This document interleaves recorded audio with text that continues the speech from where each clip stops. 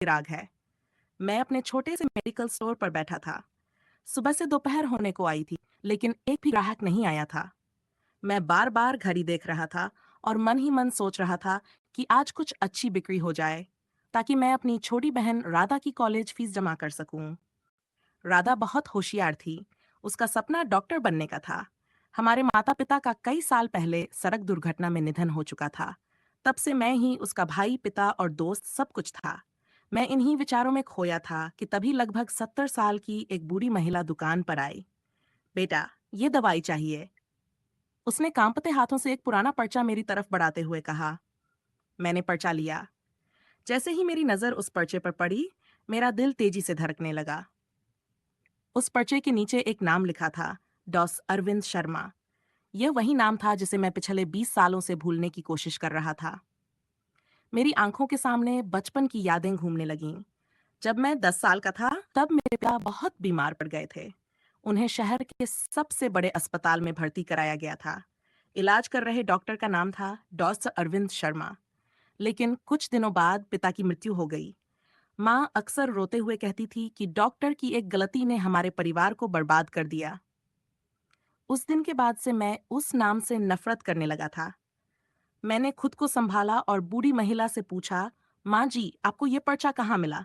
महिला बोली, बेटा, यह मेरे पति का पुराना पर्चा है। डॉक्टर साहब ने सालों पहले उनका इलाज किया था। मैंने उन्हें दवाई दे दी, लेकिन मेरा मन बेचैन हो गया। रात भर मैं उस नाम के बारे में सोचता रहा। अगले दिन मैंने फैसला किया कि मैं इस पुराने राज की सच्चाई पता करूंगा। मैं अस्पताल पहुंचा। वहां पूछताछ करने पर पता चला कि डॉक्टर अरविंद शर्मा अब रिटायर हो चुके हैं और शहर के बाहर एक छोटे से आश्रम में रहते हैं। मैं सीधे वहां पहुंच गया। सफेद दाढ़ी और झुर्रियों वाले एक बुजुर्ग व्यक्ति मेरे सामने बैठे थे। क्या आप डॉनर अरविंद शर्मा हैं? मैंने पूछा। उन्होंने मुस्कुराकर कहा, हाँ बेटा। मेरे अंदर वर्षों का गुस्सा भरा हुआ था। मैंने कहा, क्या आपको रमेश वर्मा याद हैं? उनका चेहरा अचानक गंभीर हो गया। हाँ, बहुत अच्छी तरह याद है। मैंने गुस्से में कहा, वह मेरे पिता थे। आपकी गलती की वजह से उनकी जान गई थी। कुछ पल के लिए वहां सन्नाटा छा गया। फिर डॉक्टर की आंखों में आंसू आ गए। उन्होंने धीमी आवाज में कहा, बेटा, तुम पूरी सच्चाई नहीं जानते। उन्होंने अलमारी से एक पुरानी फाइल निकाली। उसमें मेरे पिता के मेडिकल रिकॉर्ड थे। फिर उन्होंने एक चिट्ठी मुझे दी। वह चिट्ठी मेरे पिता की थी। कांपते हाथों से मैंने उसे पढ़ना शुरू किया। उसमें लिखा था, प्रिय डॉ शर्मा, अगर मैं बच न सकूं तो कृपया मेरे बच्चों का ख्याल रखिएगा। आपने मेरी जान बचाने की पूरी कोशिश की है। मेरी बीमारी बहुत गंभीर है।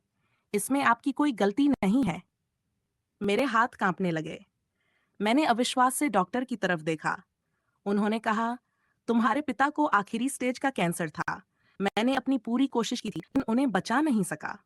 लेकिन मेरी माँ तो हमेशा कहती थी कि आपकी गलती थी। डॉक्टर ने गहरी सांस ली। तुम्हारी माँ दुख में थी। उन्हें किसी पर गुस्सा निकालना था।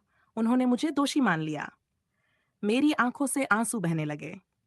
20 साल से जिस इंसान को मैं अपना दुश्मन समझ रहा था, वह तो निर्दोष था।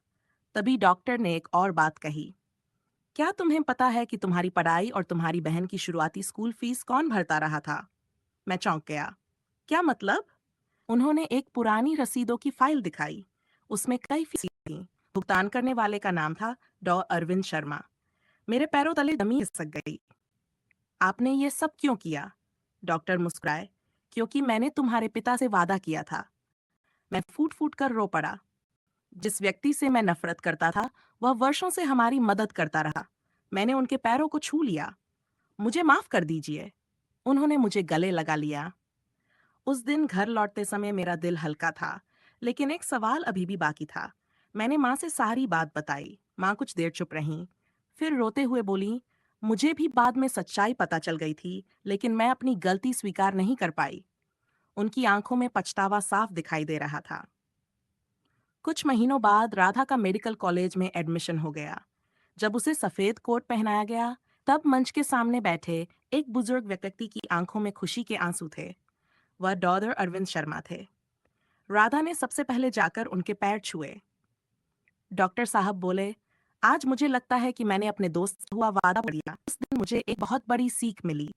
अधूरी जानकारी के आधार पर किसी के बारे में फैसला नहीं करना चाहिए। कभी कभी जिस व्यक्ति को हम अपना दुश्मन समझते हैं वही चुपचाप हमारी जिंदगी संवार रहा होता है। और सच चाहे कितने भी साल छिपा रहे, एक दिन जरूर सामने आ जाता है।